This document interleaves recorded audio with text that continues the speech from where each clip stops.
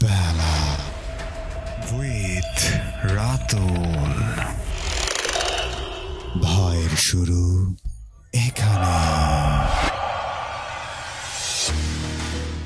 Community radio ৯৮.৮ FM এর যে frequency ৯৮.৮ FM এবং সেই সাথে ফেসবুক পেজ যেটি রয়েছে রেডিও সারাবেলা ৯৮.৮, এই ফেসবুক পেজটি থেকে আমরা আমাদেরকে আপনারা দেখতে পাচ্ছেন। এখন থেকে সরাসরি লাইভ থাকবো পুরো অনুষ্ঠানটি নিয়ে, আমি রাতুল। তো আজকে যেহেতু অনেকটা সময় পেরিয়ে গেছে, আমরা খুব বেশি কথা বাড়াবো না। আমাদের আজকে অতিথিও আছেন অনেকজন। তো আমি শুরুতেই আপনাদের জন্য একটি ইমেইল নিয়ে এসেছি। আমাদের ফুটবলের নিয়মিত শ্রোতা একজন, উনি পাঠিয়েছেন একটি ইমেইল। তো আমরা সরাসরি চলে যাচ্ছি হেমন্ত কুমার সাহার পাঠানো একটি বাস্তব ঘটনা। আজকে আমি যে ঘটনাটি বলতে চাচ্ছি সেটি যেমন বিভৎস তেমনি ভয়াবহ ঘটনা। ঘটনাটি বেশ কয়েক বছর আগে। ঘটনাটি ঘটেছিল নওগাঁ জেলায়।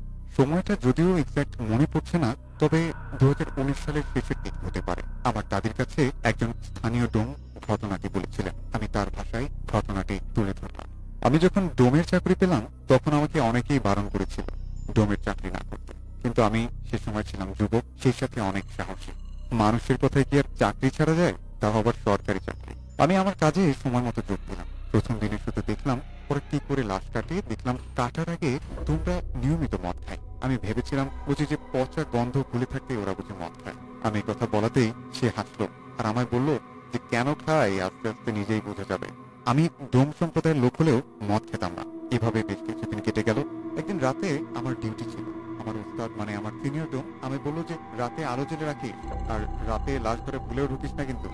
যাই হোক, আমি সেই রাতে খেয়ে দিয়ে কেন যে এই পাখাটা আনলাম না ভেবে নিজের উপরেই ভীষণ রাগ হচ্ছিল। যখনই উঠে বসলাম ঠিক এমন সময় মনে হলো যে লাশ কাটা ঘরের মধ্যে কি যেন একটা শব্দ হচ্ছে।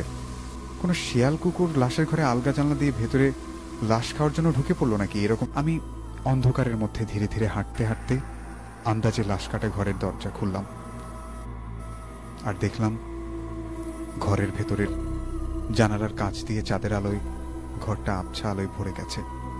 আমার মনে পড়ে গেল আজ একটি ফাঁসি দেয়া 3 দিন আগের মরা ফুলো লাশ ডোমের ঘরে আছে, যে কিনা তার স্বামীর সাথে ঝগড়া করে আত্মহত্যা করে। তার চেহারা এত বিভৎস হয়ে গেছিল যে আমরা দেখেই শিউরে উঠেছিলাম। কোমর পর্যন্ত কোকড়া চুল তার ছড়িয়ে আছে, আর চোখ দুটি যেন কোটর ছেড়ে বাইরে বেরিয়ে আসছে মাত্র। আর তার লাল জিভটা আধ হাত বেরিয়ে আছে, যেন সেই ভয়াবহ লাশটা কারো গলা টিপে ধরবে এক্ষুনি। যে ভয় আমি কোনোদিন জানতাম না, মদ খাওয়া ছাড়াই লাশ কাটতাম, অবলীলায় সেই আমার মনে হলো যে আমার বুকের ভেতর হৃৎপিণ্ড যেন আমার গলার উপরে উঠে আসছে। আমি দেখলাম সে জানালার কাছে দাঁড়িয়ে আছে। আরো ভালোভাবে খেয়াল করলাম সে পেছন ফিরে আছে। তার কোমর পর্যন্ত চুল আর সাদা কাপড়ের উপরে পিঠের উপরে ছড়িয়ে আছে। আমার আওয়াজ পেয়ে সে ভয়ঙ্কর দৃষ্টিতে আমার দিকে ঘুরে তাকালো। হাত দুটি উঁচু করে তুলে ধীরে ধীরে আমার দিকে আস্তে আস্তে এগোতে থাকলো। থপ থপ থপ। আর প্রতিবার এগোনোর সঙ্গে সঙ্গে তার সেই আধ হাত বেরিয়ে আসা জিভ দিয়ে টক টক করে রক্ত ঝরে পড়তে লাগলো। এই বিভৎস দৃশ্য একলা লাশ কাটা ঘরে আমাকে ভয়ে অবশ করে ফেললো। আমি যে ভয়ে চিৎকার করব কেন জানি না, তাও করতে পারছিলাম না। আমি ঠিক করলাম যে দৌড়ে পালাবো, কিন্তু পা যেন আমার অবশ হয়ে গিয়েছে। সেদিকে সমানে আমার দিকে এগিয়ে আসছে। আজ বুঝি আমার কোনো নিস্তার নেই। কি করব আমি সেই ভয়াবহ রাতে? আমি একজন জীবিত মানুষ, আর আমি ছাড়া এখানে আর কোনো জীবিত মানুষ নেই যে আমাকে সাহায্য করবে। তখন রাত কটা বাজে আমার খেয়াল নেই। যখন আমার কাছে সে প্রায় চলে এলো, তখন যান বাঁচার জন্য তীব্র স্বাদ জেগে উঠলো আমার। আমি প্রাণপণে চিৎকার করে অন্ধকার ঘরের মধ্যে দৌড় দিলাম। উদ্দেশ্য লাশ কাটা ঘর থেকে যেভাবেই হোক আমাকে বাইরে বেরিয়ে আসতে হবে। কিন্তু ভীষণ ভয়ে আমি তখন অন্ধকারে দিশেহারা হয়ে যাই, তাই আর দরজা খুঁজে পাচ্ছিলাম না। এদিকে আমার পেছন দিকে ক্রমাগত সেই থপ থপ শব্দ শুনতে পাচ্ছি, যেন আজ আমার কোনো নিস্তার নেই। সেই পিশাচিনীর হাত আমার দিকে এগোতে থাকে। এভাবেই আমি দৌড়াতে দৌড়াতে আমার স্নায়ুর চাপ সহ্য করতে না পেরে জ্ঞান হারিয়ে ফেললাম। তারপরে কি ঘটেছিল আমার মনে নেই। পরদিন আমাকে জ্ঞান হারা দেখে হাসপাতালে পাঠানো হয়। সেখানেই আমার জ্ঞান ফেরে। তারপর বেশ কিছুদিন আমি সেই রাতের ভয়াবহ দৃশ্যের কথা ভেবে ঘুমোতে পারতাম না।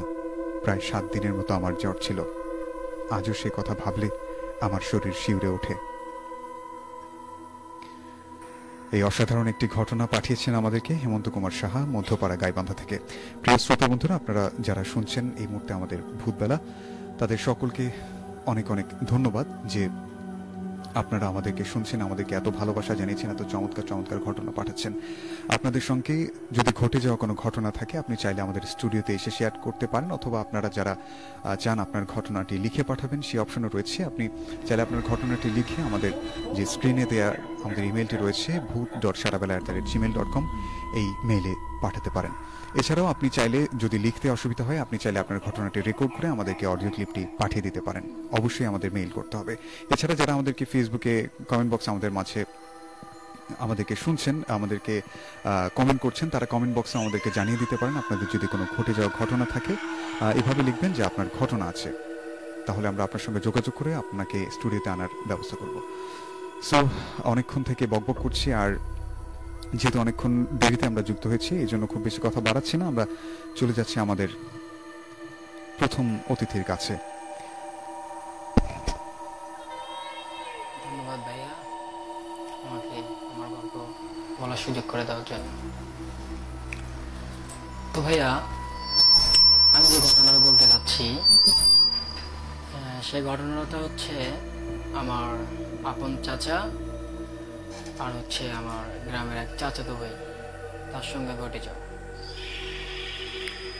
তো আমার ওই আপন চাচা আর আমার ওই চাচাতো ভাই, ওদের অনেক মানে বন্ধুত্ব ছিল আর কি। ছোট থেকে ওনারা একসাথেই বড় হয়েছে, তো তো তারা একসঙ্গে আর কি প্রায় সময় ঘোরাফেরা করতো। তো আমার আমার যে চাচা, আমার চাচা তো বিয়ে করে ফেলছে। তো আমার চাচাতো ভাই, যে আমার চাচার সঙ্গে সব সময় ঘোরে বা সব সময় থাকে, তো সে এখনো বিয়ে করেনি। তো তারা এটা নিয়ে অনেক মজা করতো। আচ্ছা আচ্ছা, আমি বিয়ে করে ফেললাম, তুই এখনো বিয়ে করলি না, হ্যাঁ, মানে এটা নিয়ে অনেক মজা করতো আমার চাচার সাথে।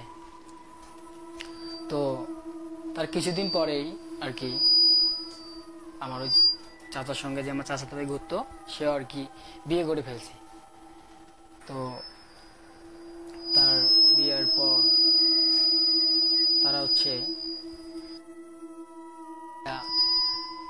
তারা যখন একসঙ্গেই, মানে তার বিয়ে হওয়ার কিছুদিন পর, প্রায় 1 থেকে 1.5 মাস পর, তারা হচ্ছে আমাদের মানে বাড়ির কাছে একটা বাজার আছে, আচ্ছা, তারা হয়তো সবাই চিনবেন যে গড়দিঘি নামে। হ্যাঁ হ্যাঁ হ্যাঁ, তো ভাইয়া ওই বাজারে তারা মানে সব সময় যেখানে যাইতো আর কি একসঙ্গে যাইতো, কারণ অনেক ঘনিষ্ঠ বন্ধু তারা। তো ভাইয়া একদিন আমার চাচা প্রায়, তারা বাজারে অনেক মানে টিভি দেখতো, তো মানে অনেক লেট করে আসতো আর কি। তো একদিন আমার চাচা, তার বাড়ি থেকে আগে ডাক পড়ছে, কি যেন হয়েছে বাড়িতে, তো সে বাড়িতে চলে আসবে ভাইয়া, ঠিক আছে। তো আমার চাচার যে বন্ধু, সে বলতেছে আমাকে রেখে যাবি, আর কিছুক্ষণ থাকি না, একসঙ্গে যাইতে পারবো। তখন আমার চাচা বলতেছে না, আমাকে বাড়ি থেকে ফোন দিছিল, কি জানি সমস্যা হয়েছে, আমার তাড়াতাড়ি যাওয়া লাগবে, ঠিক আছে ভাইয়া। তো তখন আমার চাচার ফ্রেন্ড বলে, ঠিক আছে তুমি যখন যাবা না, তাহলে আমার তো যাওয়া লাগবে, মানে সে আরো অনেকক্ষণ টিভি দেখবে কিছুক্ষণ, তারপরে সে চলে যাবে।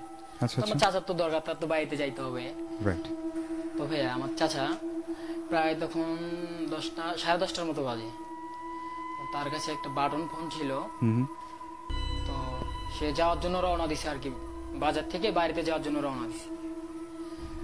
তো এই গড়দিঘি বাজার থেকে যেতেই আমাদের মাদ্রাসার ওইখানে, যেটাকে সবাই আর কি ভুট্টুর মোড় বলে আর কি চিনে ভাইয়া, তো ওইখানে যখন আমার চাচা পৌঁছে গেছে, তো হুট করে চাচার আমার ফোনটা অফ হয়ে গেছে, মানে চার্জ শেষ, বাটন ফোন তো বেশিক্ষণ চার্জ থাকে না আর কি ভাইয়া।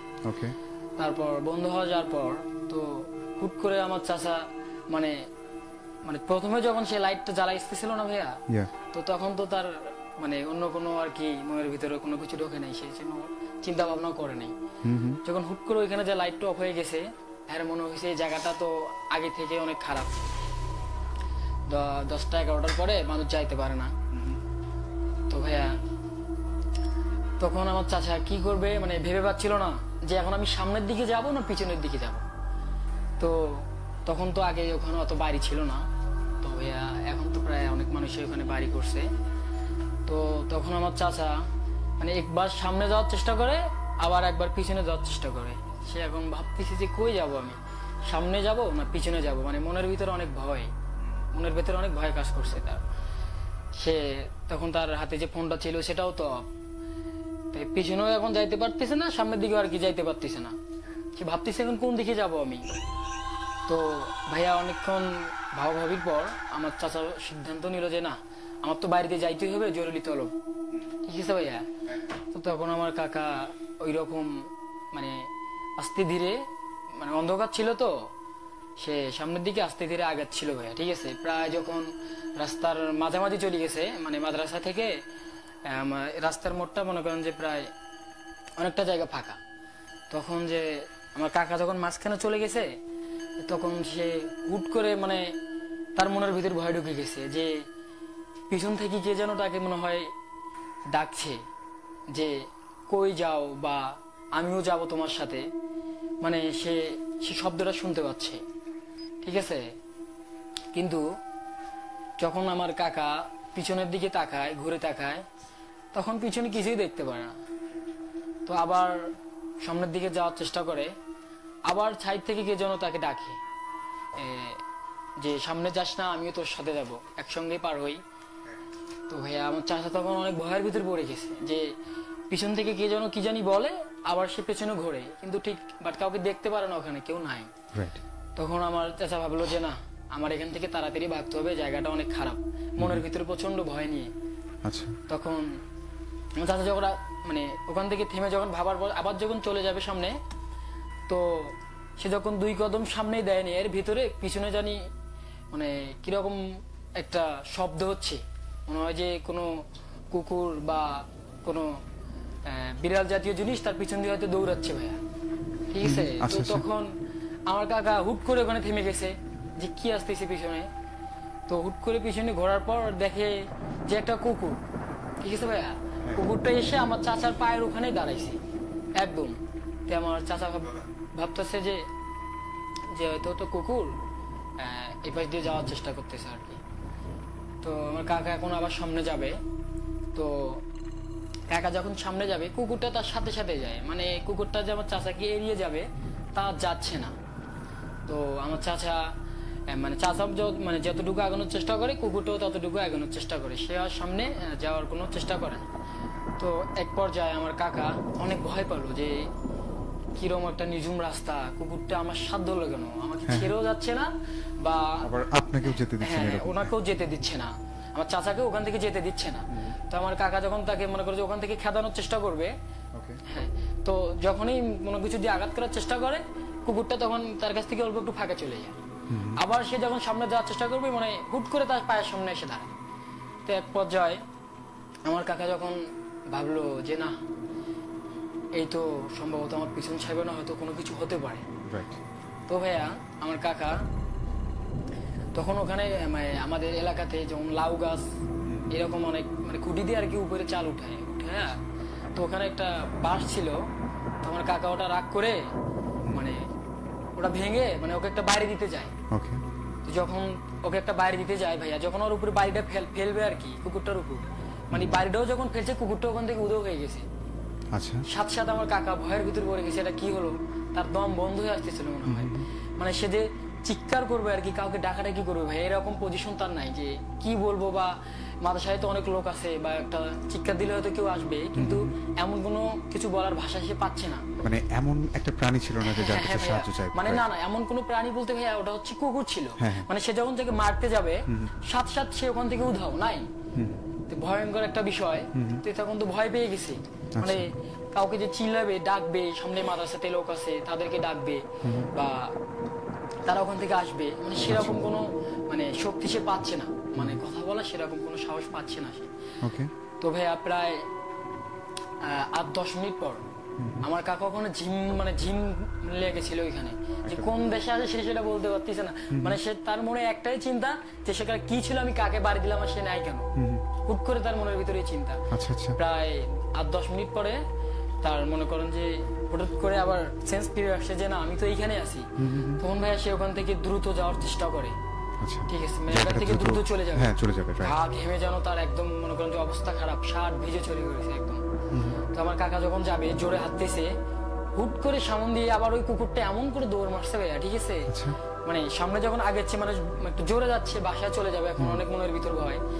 তো আমার কাকু যখন জোরে যাবে সামনে এমন করে কুকুরটা চলে গেছে, আমার কাকু ওখানে মানে ওখানে কোনখানে যে একটা বাড়ি খেলে সে বলতে পারে না, অনেক একটা শক্ত নাকি জানি একটা জিনিসের সাথে বাইরে গেছে, অথচ ওখানে কিছুই ছিল না। বাড়ি খেয়ে যখন উল্টে পড়ে গেছে, তার পা এখান থেকে প্রায় হাঁটু থেকে এখানে অল্প একটু ফেটে গেছে ভাইয়া, কিন্তু ওখানে কিছুই ছিল না, মানে হুট করে ফাঁকা জায়গায় কুকুরটা যাওয়ার পর। তো তখন আমার আরো ভয় করছে। কুকুরটা আসার আগে বেশ কিছুক্ষণ সময় কুকুর বা এরকম কিছু ছিল না? না, কুকুর বা কিছু ছিল না। যখন প্রথমে মারলো ভাইয়া, ওনার যখন জ্ঞান আসলো যে বাসায় যেতে হবে, বাসায় যেতে হবে, ঠিক আছে, তখন সে যখন সামনে আবার আগেচ্ছে যে বাসায় চলে যাবে, তাড়াতাড়ি এখানে থাকাটা ঠিক না, যেই সামনে যাইতে মানে ধরছে, আবার সমন দিয়ে আবার কুকুরটা দৌড় দিছে। মানে যখন দৌড় দিছে যখন থামছে না, থামার কারণে মানে কোথায় যে বাড়ি খাইছে সে আর বলতে পারে না, তার পাটা এখান থেকে ফেটে গেছে, তার মনে করেন যে অবস্থা খারাপ, তার সাথে কি ঘটছে সে নিজেও বলতে পারতেছে না। তার আগেও অনেকবার ওখান থেকে মানে ওখান দিয়ে চলে গেছে আমার থাকা, মানে 10টা বলেন 11টা বলেন ওখান থেকে চলে গেছে, কোনো সমস্যা হয়নি, কিন্তু সেই দিন তার সাথে এরকম হলো কেন, সে ভাবতেছে কি হচ্ছে আমার সাথে। সে যে মানে চিল্লাচিল্লি করে কাউকে ডাকবে ভাইয়া, সেরকম কোনো পজিশন তার নাই। তারপরে ভাইয়া সে যখন পায়ে যখন ব্যথা পাইছে, তো তখন তার দাঁড়ানোর মতো আর কোনো শক্তি নেই। ঠিক আছে ভাইয়া, তো সে চেষ্টা করতেছে যে এখান থেকে তাড়াতাড়ি যাওয়ার জন্য, সেজন্য পাগা থেকে মনে করেন যে আপনার গাছ ধরে ধরে সে মনে করেন ছেঁচড়ে যাওয়ার মতো আর কি পজিশন একটা সামনে যাচ্ছে। তো হুট করে সে সামনে থেকে মানে সাদা একটা চুব্বা পরে কে জানি একটা মানে কবরস্থানের ওখানে একটা নতুন কবরস্থান ছিল তখন, যেমন আমি কাকার কাছ থেকে যখন ছুটি তখন ওইখানে কোন জানি একটা বয়স্ক লোক মারা গেছে, তার বয়স নাকি ছিল ভাইয়া প্রায় 120-এর উপরে। বুঝছেন ভাইয়া, তখন নাকি সে মারা যাওয়া প্রায় 3 দিন না 4 দিন হয়। তার কবরের পারে কি যেন একটা সাদা মানে ধপধপে মানে একটা জামা পরে কি জানি একটা দাঁড়ায় আছে অনেক বড়, বিশেষ শুয়ে আছে না নিচে, তো উপর দিকে তালাশ করে তার মাথা খুঁজে পাচ্ছে না, সে এত লম্বা, শুধু তার জুব্বাটা দেখা যাচ্ছে ভাই। তো যখন মাথা থেকে যখন সে আমার কাকা যখন পায়ের দিকে লক্ষ্য করছে, পায়ের দিকে লক্ষ্য করে দেখি নিচে কিছু দেখা যায় না, সে মাটি থেকে প্রায় 5 ফিট উপরে। তো এই বিষয়টা যখন আমার কাকা খেয়াল করছে, তার চোখ তো কপালে উঠে গেছে যে কি হচ্ছে আমার সাথে, এইটা আমি কি এখান থেকে বেঁচে ফিরতে পারবো, মানে বাসায় কি কারোর সাথে আমার কথা হবে কি না হবে, তার মনের ভিতর মনে হয় ভাই নানান কিছু চলছে।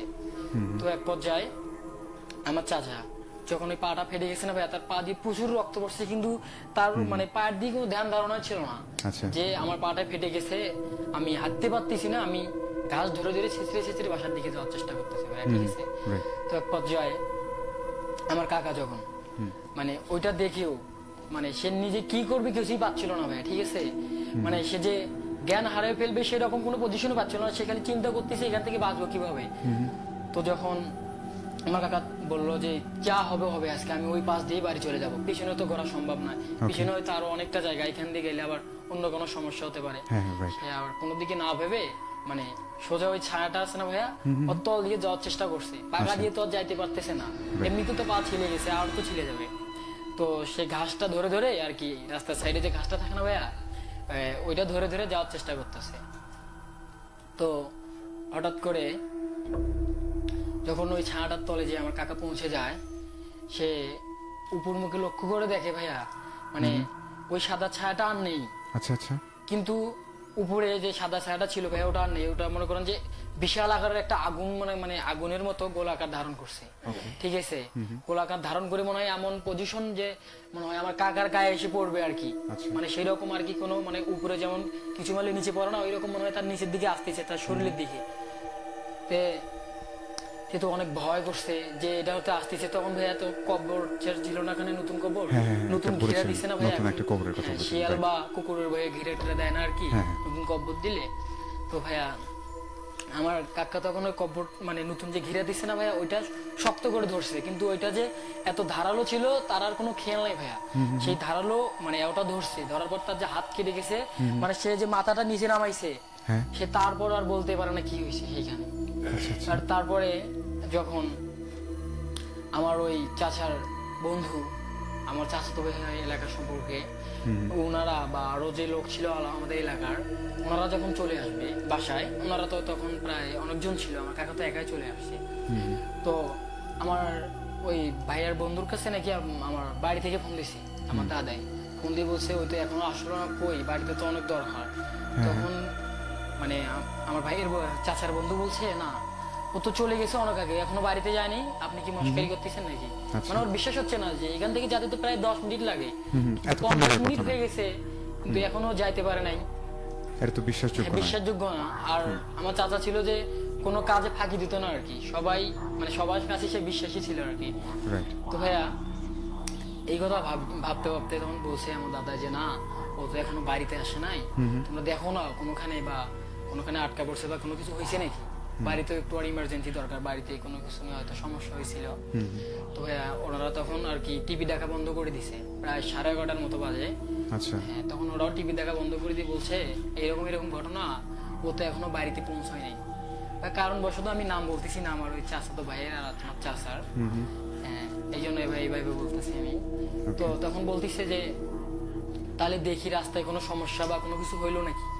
মানে ভাই আগে কিরকম ছিল যে মানে আমাদের এলাকার মানুষগুলো হচ্ছে কিরকম ভাই জানেন, অনেক পারিশ্রমিক তো, মনে করেন যে আপনার সন্ধ্যা 7টা-8টা বাজলেই মনে করেন যে এসব নামাজ শেষ হলেই মানে এমন ঘুম আসে আর কি বলার বাইরে।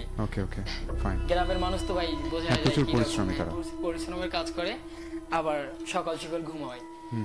তো আমার কাকার বন্ধুরা যখন আসছে তো ওরা মানে রাস্তা দিয়ে মানে দেখতে দেখতে যেখানে কোনো ছেলেপেলে আড্ডা ছিল ওখানে খুঁজছে তো এখানে ও আসে নাকি, বা তো দেখে কোনোখানে নেই। যখন এক পথে দেখতে দেখতে মাথাসার এখানে চলে আসে না ভাইয়া, তো তখন কব্বরস্থানের এখানে এসে দেখে আমার কাকু মানে মাথাটা কব্বরের সঙ্গে লাগাই দিয়ে মানে ঘিরেটা এমন ভাবে ধরে আছে ভাইয়া, তার পা দিয়ে রক্ত পড়তেছে, তার হাত দিয়ে রক্ত পড়তেছে, কিন্তু তার মনে করেন যে জ্ঞান ফেরে মানে জ্ঞান নাই, অজ্ঞান অবস্থায় পড়ে আছে।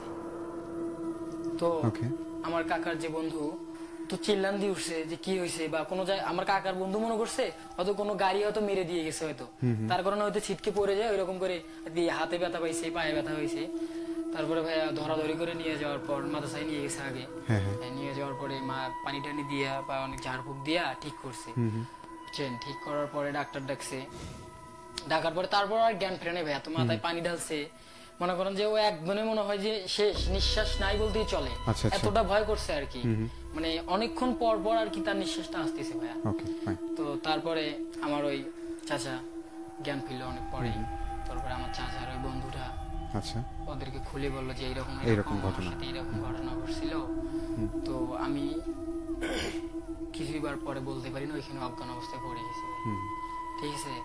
তো তারপরে অনেক কবিরাজ আনা হয়েছে, সেই দিনে রাত্রে আনা হয়েছে ভাইয়া আমাদের ওইখানে, আবার মানে মাদ্রাসার হুজুররা ওরা ঝাড়ছে, ঝাড়ার পরে কবিরাজ নিয়ে এসে মানে শরীরটা আর কি বন্ধ করছে। তারপরে মেইন যে ঘটনাটা ভাইয়া, আমার চাচার যে বন্ধুটা ছিল না, সেম কাহিনী আবার আমার চাচার বন্ধুর সাথে হয়েছে। আমার চাচা কিন্তু অসুস্থ, মানে বিছানা থেকে উঠতে পারে না, শরীরের অবস্থা খারাপ। তো পরের দিন রাতে ভাইয়া মানে প্রায় 10টা বাজে আমার চাচা তো ঘুমাইছে, আমার চাচা অসুস্থ ঘুমাই গেছে ভাইয়া, ঠিক আছে। আমার চাচার বন্ধু ঘুমাইছে, তো আমার চাচার কণ্ঠ হয়ে তাকে মানে ডাকতিছে, আমার চাচা অসুস্থ, তারপরে ওকে যা কেন রাতে ডাকতিছে যে বন্ধু বা একটু বাইরে আসো, মানে আমার চাচার বন্ধু তো চমকে গেল, সে তো অসুস্থ, সে এত রাতে আমাকে ডাকছে কেন।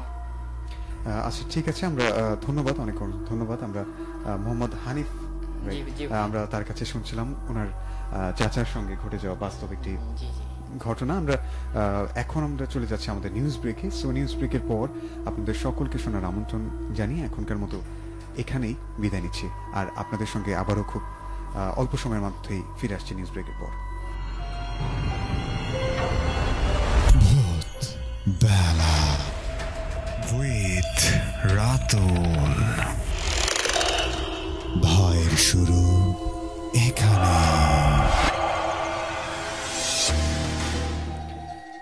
শুনছেন সবসময় রেডিও সারাবেলা 98.8 FM, আর এই মুহূর্তে ঘড়িতে 10টা বেজে 2 মিনিট। আর সংবাদ বিরতির পর আবারও আপনাদের মাঝে হাজির হয়ে গেলাম আমি রাতুল, থাকবো ঠিক রাত 11টা পর্যন্ত। আজকে যদিও আমাদের স্টুডিওতে অনেকগুলো অতিথি আছেন, সেই সাথে আমরা একটি ইমেল আপনাদেরকে শুনিয়েছি।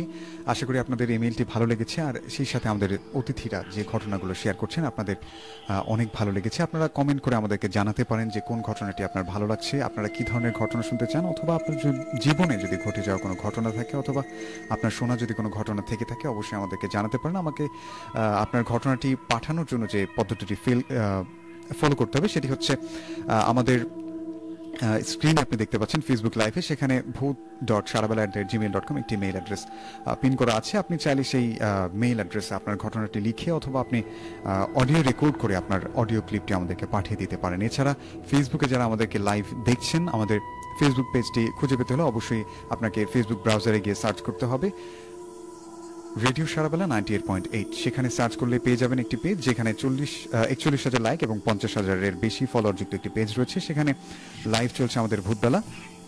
তো সেখানে কমেন্ট বক্সে আপনি জানাতে পারেন সাউন্ডের যদি কোনো প্রবলেম হয়ে থাকে। এছাড়া আপনারা কোন ঘটনা আপনাদের পছন্দ হয়েছে, আপনারা কী ধরনের ঘটনা শুনতে চান, এই সব কিছু আমাদেরকে জানাতে পারেন। এছাড়া আরেকটি ব্যাপার, যারা মেইল করতে পারবেন না, যারা স্টুডিওতে আসতে চান, তারা অবশ্যই কমেন্ট বক্সে আমাদেরকে জানিয়ে দিতে পারেন যে আপনার জীবনে ঘটে যাওয়া একটি ঘটনা আছে, আপনি ঘটনা শেয়ার করতে চান।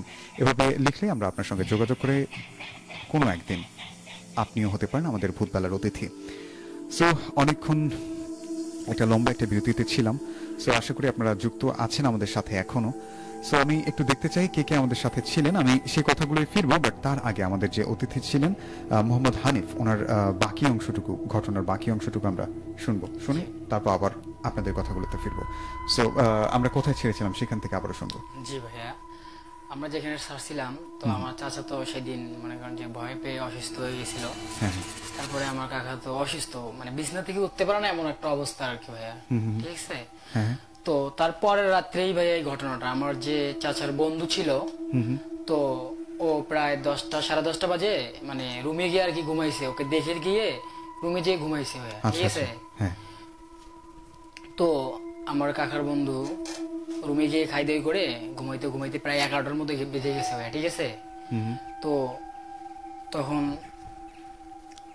তাই সে যখন ঘুমাবে আর কি, মানে ঘুমানোর জন্য আর কি প্রোগ্রাম নিচ্ছে যে আমি এখন ঘুমাবো, সেই মুহূর্তে আমার চাচা অসুস্থ, সে কিনা বিছানা থেকে উঠতে পারে না ভাইয়া। ভয়ানক বিষয় হচ্ছে সে যে তাকে ডাকছে, মানে বলতিছে একটু বাইরে আয়, তোর সাথে কথা আছে। অথচ আমার কাকা অসুস্থ, বিছানা থেকে উঠতে পারে না। তখন বলতিছে তুই এত রাতে আসলি কেন, তুই না উঠতে পারিস না, এখনই তোকে দেখে আসলাম, কি অবস্থা, মানে অনেক কিছু বলা শুরু করছে। তুই আসলি কেন বা হ্যান ত্যান, তুই চলে যা, বা কিছু বলবি নাকি বা কিছু লাগবে। তখন বলতেছে না তুই বাইরে আয়, আমার মানে তোর সাথে একটু কথা আছে। তো যখন এবার অনেক মানে দুইবার না প্রায় দুইবারের মতো যখন রিকোয়েস্ট করছে, তখন আমার কাকার বন্ধু বাইরে আসছে যে কি হলো এবার এত রাতে আসলো। অবাক করার বিষয় হচ্ছে আমি এখনই দেখে আসলাম যে অসুস্থ, ওটার মতো কোনো অবস্থা নাই। তো তারপরে আমার কাছে ডাকতেছে, তো তখন আমার কাকার বন্ধু ভয় ভয় করে আর কি রুম থেকে বাড়াইছে ভাইয়া, যে এসে বলতেছে মানে কি অবস্থা, তুই এত রাত্রে ডাকাডাকি করতেছিস কেন, তখন একটু আগে দেখে আসলাম তুই অসুস্থ। তো বলতেছে না তুই একটু আয়, আমি এখন মোটামুটি একটু সুস্থ হয়েছি, চল এক জায়গায় যাওয়া লাগবে। তো ভাইয়া তখন আমার ভাইয়ের চাচার বন্ধুর মনে একটাই প্রশ্ন যে অসুস্থ, এখনই হাঁটতে পারে না, তো আমাকে এখন কোথায় নিয়ে যাবে, কিছুই বোঝে না, মানে মাথার ভিতরে অন্যরকম জিনিস কাজ করছে। তো ভাই এমন করে বলতেছে যেন মনে হয় আমার চাচাই বলতেছে তাকে, এমন করে বলতেছে। তো তারপরে বলছে আচ্ছা চল ঠিক আছে, কি বলবি বল এখানে বল, মানে ঘরের পিছনে যা বলতেছে কি বলবি তুই আমাকে এখানেই বল। হ্যাঁ হ্যাঁ। তারপরে বলতেছে না চল একটু ওই দিকে যাওয়া, মানে আর দিকে দেখায় আর কি, মানে বাড়ির পিছনে যে আড়া হয় না ভাইয়া, ওইগুলো দেখায় যে ওই দিকে যেয়ে তোকে বলতে হবে, খুব ইম্পর্টেন্ট কথা। তখন আমার চাচার বন্ধুর মনে খটকা লেগে গেল, কি আমাকে কি বলবে, অসুস্থ, আমার রুমে না বলে বাইরে ডেকে এনে আবার মানে শ্মশানের দিকে রাখে কেন, মনের ভিতরে ভয় লেগে গেছে। তখন আমার চাচা বলে আরে বোকা, ভয়ের কোনো প্রশ্ন নেই, আয় তোর সাথে আমার অনেক ইম্পর্টেন্ট কথা আছে। মানে এমন ভাবে বলছে ভাইয়া, আমার চাচার বন্ধু বিশ্বাস করে যে না সত্যি হয়তো আমাকে কিছু বলতে চায়। তো ভাই এক পর্যায়ে তো মানে আমার চাচার বন্ধুর বাড়ির পিছনে ওইখানে ওনাদের কবরস্থান, অনেক ঝোপঝাড় ছিল আগে থেকেই। তো ওইখানে ডাকে, তখন মনে করছে হয়তো কোনো কিছু ইম্পর্টেন্ট কথা বলতে পারে আমাকে। সে ফোনও নেয়নি হাতে, ফোন না নিয়ে চলে গেছে। তো যখন মাঝখানে গেছে, ভিটার মাঝখানে চলে গেছে ভাইয়া, তখন আমার মানে চাচার বন্ধু বলে কি বলবি এখানে বল না, অনেক রাত হইলো তো, বা তুই ঘুমাবি অসুস্থ। তখন বলে বন্ধু আর একটু সামনে আয়। যখন ভাইয়া মানে আরো একটু ভিতরে গেছে, তখন আমার চাচার বন্ধুর মনে খটকা লেগে গেছে, কি অবস্থা, মানে কি একটা পজিশন হয়, আমাকে দেখি কই নিয়ে যাচ্ছে, এ কি সত্যি মানুষ না অন্য কোনো জাতি, মানে মনের ভিতর তখন ভয় ঢুকে গেছে আর কি ভাই, ঠিক আছে। তখন এক পর্যায়ে কথা বলতে বলতে তার সঙ্গে তর্ক করতেছিল সে, যে না আমি যাব না। আর মানে সেই মানে আমার চাচা বলতেছে না তো যেতে হবে, চল খুব দরকার, মানে পার্সোনালি বিষয়। তো মানে এরকম তর্ক বিতর্ক করতে ভাই এক সময় আর কি মানে আমার চাচা তাকে মনে করেন যে টানছে সামনের দিকে, যে চল যাইতে হবে, খুব ইমার্জেন্সি দরকার, যাওয়াই লাগবে। তো ভাইয়া মানে তর্কাতর্কি শুরু হয়, মানে হাতাহাতি শুরু হওয়ার পরে এক সময় আমার চাচার বন্ধু লক্ষ্য করে দেখে যে মাটি থেকে অনেকটা উপরেই, তার পা কেন জানি মাটিতে নেই। তো হুট করে যখন এই জিনিসটা তার চোখে পড়ে, সে হুট করে অনেক মানে চমকে যায়। আর আমার চাচার ফ্রেন্ড ছিল অনেক সাহসী, তো মানে সে আর কি এগুলোতে একটু ভয়ভীত কম করতো। তা তা যখন বুঝতে পারছে যে না এটা হচ্ছে অন্য জিনিস, এই তো আমাকে মানে করে মানে শ্মশানে নিয়ে গিয়ে কোনো ক্ষতি করতে পারে, তো আমার যাওয়া যাবে না এটা। তে তখন বলছে বন্ধু আচ্ছা আমি যাব, তোর সাথে যাব। মানে ভাইয়া যখন ফলো করছে যে এই মাটি থেকে একটু উপরে, সে তখন বুঝতে পারছে যে এটা আমার বন্ধু না, এটা নিশ্চয়ই অন্য কোনো জিনিস হবে, হয়তো ভৌতিক জিনিস হবে, এই জন্য আমাকে ভিতরে ডাকতেছে আর কি, মানে কোনো ক্ষতি করবে হয়তো সম্ভবত। তখন বলতেছে বন্ধু আমি যাব, কিন্তু আমি মানে জিনিসের সঙ্গে টেকনিক খাটানোর চেষ্টা করতেছে আর কি, যে আমি তোর সঙ্গে যাব, আমি একটু ভিতরে গিয়ে মনে কর যে আমার ফোনটা নিয়ে আসি, ফোনটা নিয়ে এসে দুজন ভিতরে যাই, তুই কি বলবি পরে শুনি না।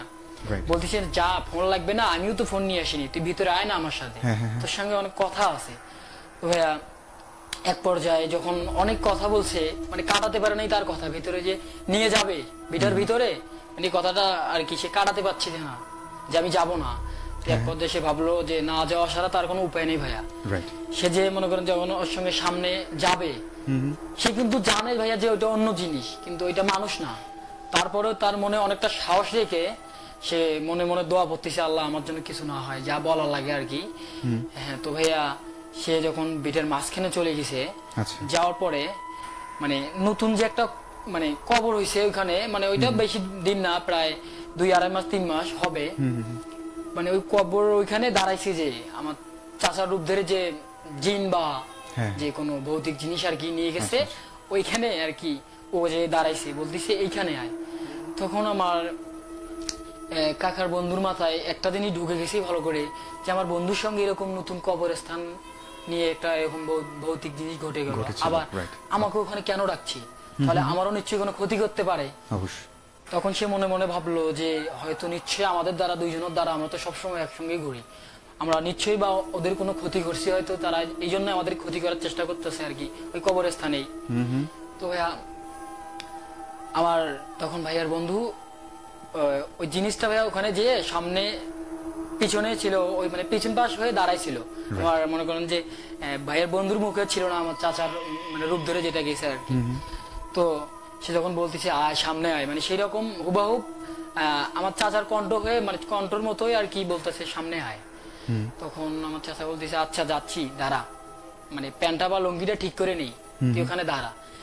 এই কথা বলে সে যখন বুঝতে পারছে যে না এখানে থাকাটা আমার ঠিক না বা রিস্ক, তো সেই মুহূর্তে সে পিছে ঘুরে আর কি ভাইয়া দৌড় দেওয়ার চেষ্টা করতেছিল। কিন্তু ভাইয়া যে মেইন ভয়ের বিষয় যেটা হচ্ছে যে আমার চাচাও যেভাবে আর কি পরে যে পা ফেটে গেছিল, তার সামন দিয়ে কুকুর হুট করে দৌড় দিছে, হুট করে দৌড় দিছে, ঠিক আছে সে যে কোথায় বাড়ি খেয়েছে সে নিজেও বলতে পারে না, হুট করে তার সামন দিয়ে শুধু কুকুরটা দৌড়ে গেছে ভাইয়া। তারপর সে ওখানে মানে অজ্ঞান হয়ে পড়ে গেছে আর কি ভয়তে, সে আর সহ্য করতে পারে নাই, মানে অজ্ঞান হয়ে পড়ে যাওয়ার পর তো পরে অনেক রাতে প্রায় 12টা থেকে 1টার মতো বাজে, আমি যতটুকু শুনছি প্রায় 1টার মতো বাজে, তার আম্মু কেন জানি রুম থেকে উঠছে বাইরে যে কোনো দরকারে, উঠে থেকে যে তার ছেলে রুম খোলা, সে ভিতরে মানে বাইরে থেকে আগে ডাকাডাকি করে, দেখে কোনো শব্দ বা সারা শব্দ নেই, শীতের রাত, তার ভিতর আবার দুয়ার কেমনি খোলা রেখে ঘুমায়, ঠিক কোনো হয়তো ভিতরে নাই বা কোনো জায়গায় আড্ডা দিতে হয়তো গেছে। তো ভাইয়া পরে রুমের ভিতরে যাওয়া দেখে সে নেই। তখন ভাইয়া হালকা একটু মনে করেন যে হালকা হালকা একটু শীত আর কি নামছে, ঠিক আছে। তো তারপরে দেখে রুমের ভিতর নাই, চিল্লা চিল্লি করে সবাই যখন গ্রামের মানুষ পালা হয়েছে পরে মানে খুঁজতে খুঁজতে যে দেখে ও ওখানে পড়ে আছে একই অবস্থা, অজ্ঞান অবস্থায়। তারপর ওই রকম মনে করেন বাড়িতে এনে মানে ওঝা টোঝা ডেকে আর কি সুস্থ করা হয়। তারপর দুইজনকে এক করার পরে বলা হয় যে তোমরা মানে মানে ফকিরই বলে আর কি, তোমরা কি কোনো কিছু এমন কিছু করছিলা তার জন্য তোমাদের সঙ্গে একই ঘটনা ঘটছে। এলাকার মানুষ সবাই অবাক যে কি হচ্ছে এটা, আগের দিনের সাথে হলো পরের দিনের সাথে। পরে ভাইয়া ওরা বলে ওরা নাকি ডাব না কি জানি চুরি করতে গেছিল ভাইয়া, বুঝছেন। ওইখানে গিয়ে নাকি কোন বা কবরস্থানে মানে মানে কবরস্থানের উপর দিয়ে আর কি ওরা দৌড়ে আসছিল আর কি, কবরটা পাড়ায় আসছিল। সম্ভবত ওইখানে জিন না কি জানি হয়তো ভাইয়া ছিল, ওদের গায়ে নাকি পাড়া লাগছিল ভাইয়া। এর আগে তাদেরকে আর কি মানে মারার চেষ্টা করছিল তারা, কিন্তু পারেনি। ঠিক আছে ভাইয়া, আমার ঘটনাটা এখানেই শেষ। ওকে, অনেক অনেক ধন্যবাদ প্রিয় শ্রোতা বন্ধুরা যারা ভোর বেলা শুনছেন। ঠিক রাত 9টা থেকে অপেক্ষা করেছিলেন যারা। আমরা একটু যান্ত্রিক ত্রুটির কারণে একটু দেরিতে শুরু করেছি আজকে, তবুও আমি আজকে যে অংশগ্রহণ শ্রোতাদের কম পাচ্ছি না। অনেকেই আমাদের সাথে রেগুলার যারা যুক্ত হন তার চেয়ে বেশি মানুষজন আজকে আমাদেরকে শুনছেন।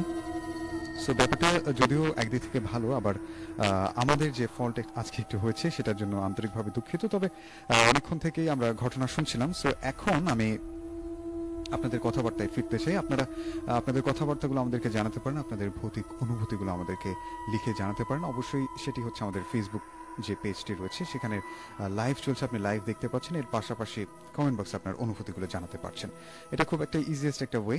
সো আমি ফেসবুক কমেন্টে যাচ্ছি যে আমাদের সাথে কে কে আছে। আমি দেখতে পাচ্ছি যে রাশেদুল ইসলাম রাশেদ ছিল আমাদের সাথে, মেহেদি ছিলেন, এরপর আলামিন মিয়া ছিলেন, রোদেলা আক্তার বৃষ্টি ছিল, অনেক ভয় পেতে চাই লিখেছেন রিগেন আহমেদ ভাইয়া, রিগেন বলছি কঞ্চিপাড়া থেকে। এরপর আমাদের সাথে এমএইচ বিপ্লব প্রধান ছিলেন যে ভলিউমটা একটু বাড়িয়ে দিলে ঠিক হতো, আশা করি আমরা প্রবলেমটি সলভ করেছি। এরপর আমাদের সাথে যে ধ্রুব সাহা ছিলেন লিখেছেন যে রাতুল ভাই কেমন আছেন, আমরা অনেক ভালো আছি, প্রতি বৃহস্পতিবারের মতো আজকে যুক্ত হয়ে গেলাম ভোরবেলার সাথে, আশা করি আজকের ঘটনাগুলো অনেক ভয়ঙ্কর হবে। রাইট, এরপর আমাদের সাথে ছিলেন আর অনেকেই ছিলেন দেখতে পাচ্ছি সুনীতি কুমার চ্যাটার্জি, দারুণ একটা ইমেল ছিল, অনেক ভয় লেগেছে, বাসায় কারেন্ট নেই, সব মিলে একটা ভয়ঙ্কর পরিবেশ। রাইট, ইলেকট্রিসিটি না থাকলে আসলে এই অনুভূতিটা অনেক ভয়ঙ্কর হয়। এরপর আমাদের সাথে খন্দকার মেহেদি হাসান মানু ছিলেন, রুহুল আমিন খান রুবেল লিখেছেন যে খুবই সুন্দর, অনেক অনেক ভালোবাসা মামা। এরপর সাইদ ছিলেন আমাদের সাথে, এরপর ইউসুফ ছিলেন, সেই সাথে আরো অনেকেই ছিলেন। ইন দ্য মিন টাইম আমাদেরকে কমেন্ট করেছেন রাকিব আকন্দ, লিখেছেন যে রাতুল ভাইয়া তোমার বাসার পাশ থেকে শুনছি। রাইট, এরপর ঝাউবাড়ি থেকে ছিলেন আমাদের সাথে আবু মিয়া, এরপর পাপি সরকার ছিলেন, শাহান ছিল আমাদের সাথে, মেহেদি হাসান জিহাদ ছিল আমাদের সাথে, এরপর নাসিরুর রহমান নাহিদ ছিলেন, সেই সাথে নূর শাহরিয়ার মেধা ছিল আমাদের সাথে, আরো অনেকেই ছিলেন। আমরা যেহেতু অতিথি আজকে আমাদের স্টুডিওতে অনেক বেশি, সো খুব বেশি কথা বাড়াচ্ছি না, আমি সরাসরি চলে যাচ্ছি আমাদের আরেক অতিথির কাছে। তো সেই সাথে আরেকটা কথা আপনাদেরকে বলতে চাই যে যারা এখন এই মুহূর্তে ভূতবেলা শুনছেন, আমাদের এই অনুষ্ঠানটি পুরোটি স্টোরি নির্ভর, ঘটনা নির্ভর এবং গেস্ট নির্ভর। সো আপনারা যদি ভালো ভালো ঘটনা পাঠান, ভয়ঙ্কর ভয়ঙ্কর ঘটনা পাঠান, তাহলে আমাদের ক্ষেত্রে সম্ভব হবে যে আপনাদেরকে ভালো ঘটনা উপহার দেয়া। সো এই জন্য আপনাদের সকলের কাছে আহ্বান থাকবে, আপনার সঙ্গে ঘটে যাওয়া যদি কোনো ঘটনা থাকে অবশ্যই আমাদেরকে জানাতে পারেন। আমাদেরকে জানানোর মাধ্যম হচ্ছে আপনি চাইলে আপনার ঘটনাটি লিখে পাঠাতে পারেন আমাদের এই ইমেইলে ভূতচটশালাবেলা@gmail.com। এছাড়াও আপনি চাইলে যদি আমাদের স্টুডিওতে আসতে চান অবশ্যই মেইলে লিখতে পারেন, অথবা আমাদের যে ফেসবুক পেজটি রয়েছে এখানে ইনবক্স করতে পারেন, অথবা যে এখন লাইভ দেখছেন আমাদের পেজে সেখানে কমেন্ট বক্সে আপনার কথাটি জানিয়ে দিতে পারেন। সো এখন আমরা চলে যাচ্ছি আমাদের দ্বিতীয় অতিথি তার কাছে। আসসালামু আলাইকুম। ওয়ালাইকুম সালাম। আতিক ভাইকে অনেক অনেক ধন্যবাদ এবং 98.8 আমার সাথে যে ঘটনাটা ঘটে গেছে 2016 সালে, আমি কুষ্টিয়াতে যখন চাকরি করতাম সেই সময়। তা আমি যে জায়গায় চাকরি করি সেখান থেকে 5 কিলো যেতে হয় থাকার জন্য। তো ওখানে একটা বিশাল বড় একটা পুকুর ছিল, সেই পুকুরের পাশে আর কি রুম ছিল, সেই রুমে আমরা থাকতাম কয়েকজন মিলে। তো হঠাৎ আমি একদিন রাত 9টার সময় একদিন ইচ্ছা জাগলো যে আমি একটা পুকুরে গোসল করবো, দেখি কেমন লাগে, সবাই গোসল করে দেখি। আমি হঠাৎ যখন গোসল করতে যাব, মাথায় শ্যাম্পু দিয়েছি, শ্যাম্পু দেওয়ার সময় দেখি যখন পানি নিয়েছিলাম পুকুর থেকে, পানি নেওয়ার সময় দেখি একটা আম গাছে কি জানি বৈশা আছে। আমি বললাম হয়তো অনেক ব্যাচেলার লোকে যখন থাকে হয়তো কেউ ওখানে আছে, আমি ওটা মনে করে কিছু মালুম করলাম না। তা আমি গোসল করা যখন শেষে যখন লোকগুলো আমি ঝাড়া দিয়েছিলাম, হঠাৎ আমাকে বলে বেঁচে গেলি। আমি আমার লোম শিংড়ি উঠে গেল, হঠাৎ আমি বেঁচে গেলাম, কি করলাম। তখন আমার রুমে যে ভাই ছিল সে ভাইকে বললাম যে ভাই চলো আমরা সেই পুকুরের কাছে যাব, যাই আমরা দেখবো যে আমাকে কি বললো বেঁচে গেলে। হঠাৎ যখন আমি ওখানে গেলাম, যা দেখি ওই আরেক গাছ থেকে লাফিয়ে আরেক গাছে যেমন যাওয়ার শব্দ হয় এরকম আর কি একটা শব্দ হয়েছিল। তা আমি বললাম যে ভাই হয়তো এখানে কোনো ঘটনা ঘটতে পারে। ভূত বেলা উইথ রাতুল, ভয়ের শুরু এখানে।